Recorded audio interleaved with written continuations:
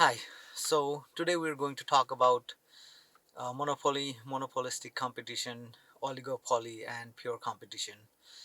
So this is talking about the competitive environment, which is part of the PESTELC analysis that we talked about. The PESTELC analysis, as we know, is part of an external environmental scanning that we do as part of the SWOT analysis while we are trying to figure out what the external opportunities and threats are for a particular company, right? So when we talk about the SWOT analysis, which is again a part of the marketing plan. So when we're talking about the competitive factor, we need to understand the size of the competitors as well as how many competitors there are.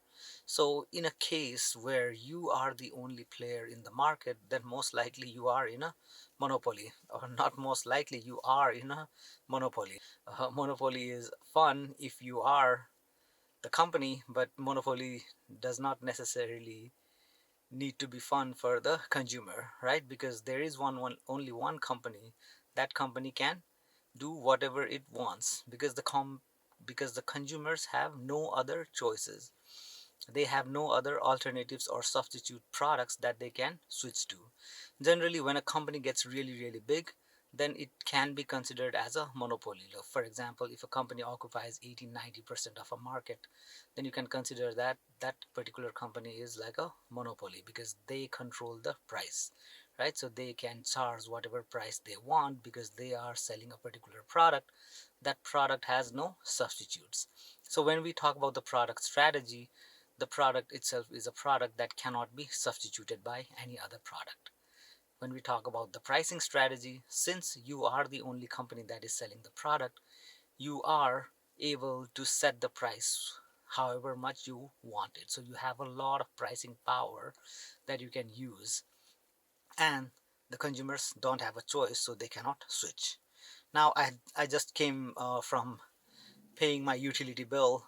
So all of us, we know that our utility bills, we only have one service provider for our utilities like electricity, gas, or our sewer and water lines. So we know that that is the only option that I have available to me. Now, whether or not I'm satisfied or dissatisfied with their service, it does not matter. I have to get service from them. I cannot switch, right? So that's an example of a monopoly.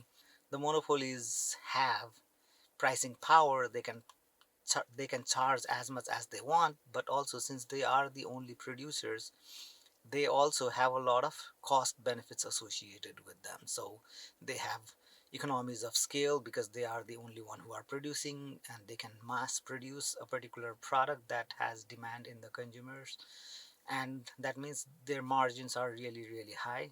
And if they wanted, they could pass on the margin to the consumer to make them happy. But I'll let you be the judge of how much that works out. So a monopoly is when there is only one company that has a lot of power. So at one particular point of time, if you think about laptops, there's only one software that was available. Of course, there was Macintosh and Apple, but that was such a small portion of the market, and Microsoft controlled such a huge portion of the operating systems that you had no choice but to buy Microsoft. And even now, if you think about it, you have no choice but you have to buy Microsoft products. Now you might have Linux or other operating system like iOS from Apple, which is really big. So you cannot maybe consider Microsoft to be a part of a monopoly anymore. But in the past, Microsoft could be considered as a monopoly. So when there is only one company, it's a monopoly. But when there are more than one companies, right, then in that case, it could be a oligopoly depending upon the situations of the market, or a monopolistic competition, again, depending upon the situation of the market, right? So an oligopoly is like a monopoly, but they have more than one player, so at least two or more players, but generally a small number of firms. In an oligopoly, there are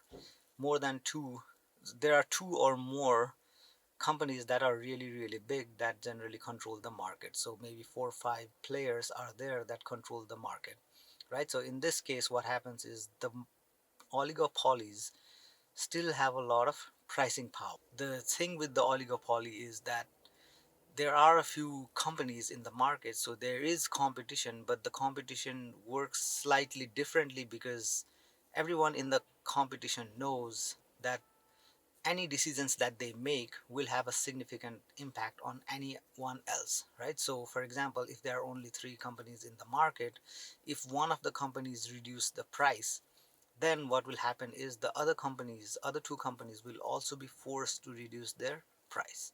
So what would happen in that case if you start reducing price is that everybody is going to take a loss, right? So you reduce your price, your competitors reduce their price, then there will be a price war and everybody loses money except for the consumers who will be beneficial, but then who cares about the consumers, right? So in this case, in an oligopoly, the oligopolists have a lot of pricing power. They can set the price, but they will kind of look at their competitors to see their pricing as well, because there cannot be a lot of variation in the pricing that you can make, right? So you're kind of a price maker in the sense that you can put a particular price on the product however much you like it, but since there is competition, you also have a little bit of less pricing power than you did if you had a monopoly. Talking about some examples of oligopoly, in the place I am right now, there is only one service provider, so it's kind of like monopoly. I have to get my service from AT&T. There is no other service provider, but that's a monopoly, right? So however, in many cases you might get a choice between two or three internet service providers, and hopefully Xfinity is coming to my neighborhood really soon. And I know that there is a small company called Haggerty that also provides internet service in my area. So in this case, now I have like a choice between three, if all three of them are available to me: Xfinity, Haggerty, and AT&T, right? So in this case, I can switch. Again, another example might be airlines. So in the airlines industry, there are only a few companies that provide very similar service. So in that case, that is again an example of a oligopoly where none of them will mess with the pricing a lot, because if they start messing with the price, they know that there might be a price war, and then all of them will end up losing, right? So in this case, the product might be very similar. Now, talking about the monopolistic competition. In monopolistic competition, there are many products that are substitute to each other. So if talking about the product strategy of a company in a monopolistic company, what happens is that there are many products and many substitutes that are available. So if you go to the store, and that would be an example of a lot of products that we see. If we go to Walmart, you see that if you go to the cereal aisle, there are many cereals that are available there. If you go to the hair care product or a shampoo product, you will see that there are many products that are available which are substitutes for each other. So if you can't buy one particular brand or one particular product, you might switch to a competitor's brand, right? So the competition is very fierce. And in the monopolistic competition, in terms of pricing, they have some pricing power in the sense that if they can differentiate their product and convince the consumer that there is additional value in their product, then they have some pricing power. So in this sense, they can set the price the way they want to, but they have to justify the price in the consumer's mind.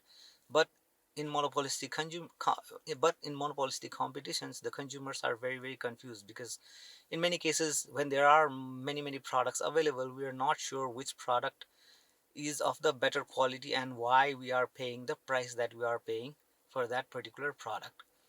So talking about monopolistic competition, there is a lot of pricing pressure, because if you increase the price, then consumers will simply substitute away from your product. They will buy your competitor's product. So you have some leeway in terms of pricing power, but you don't have a lot, because if you do, then the consumers will simply switch away, right? So the products are very substitutable. It does not matter the number of companies. So if you think about fast food industry, there is McDonald's, Burger King's, and other places that serves burgers as well. So if you think about McDonald's and Burger King's burger, then you know that they are very similar product, but they are not perfect substitute. But if McDonald's burgers were very expensive, or Burger King's burgers were very expensive, then you would simply switch between them. Another example, if you go to downtown Savannah, then you will see that there are many restaurants, right? So all of those restaurants are competing with each other. all of those restaurants have some pricing power in the sense that they can price their products in a way they want to because their product is different from the competitor's product, and that justifies the price setting that the companies will do, and consumers will accept it because they think that there is a difference between the products that is being offered, but still they are providing the same core value for the consumers. And if a particular restaurant wants to charge higher prices, the consumers might decide that it is not worth it, right? So they might decide to switch, and switching is really easy when it comes to monopolistic competition. So in this case, that's again an example of a monopolistic competition. Now lastly, let's talk about pure competition or perfect competition. Now in pure competition and perfect competition, there is no product strategy in the sense that everybody is selling the same product, right? Since everybody is selling the same product, they are perfect substitutes. So if you go, so taking an example of a farmer's market here in the United States or a regular vegetable market when I was growing up in Nepal, is kind of an example of a pure competition. So you go to the vegetable market and then you see that a farmer is selling potato, right?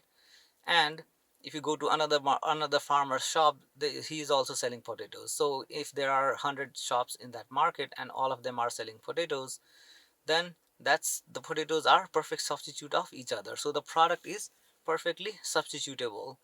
So the farmers do not have any pricing power, because if they reduce the price, then it's going to impact their profitability, and everybody is also going to be forced to reduce their price, and then everybody is going to take a loss, which is not going to happen. But if they increase the price, then nobody is going to buy their product, right? So in this case, the market determines the price. It's not the company that determines the price, but it's the supply and demand at that particular moment in time that will determine the price, how much the consumers as an aggregate are willing to pay, and how much the farmers at an aggregate are willing to charge is going to determine the price. And inevitably that happens to be at a price point where the company or the seller has the least amount of profit, right? So below that profit they cannot exist in the marketplace. So that means the farmers will charge as less as they possibly could, which means that all the farmers will have to charge as less as they could, and there will be a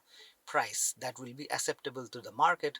The consumers will accept the price and the farmers will accept the price, and you don't have any pricing control over that particular product, right? So in terms of product strategy, there is no product strategy because the products are perfectly substitutable. In terms of pricing strategy, you do not have a lot of pricing power, so you have to accept the price that the market sets and you have to sell your product at the same price. The same example of gold and silver, right? So again, commodities are a very good example of perfect competition.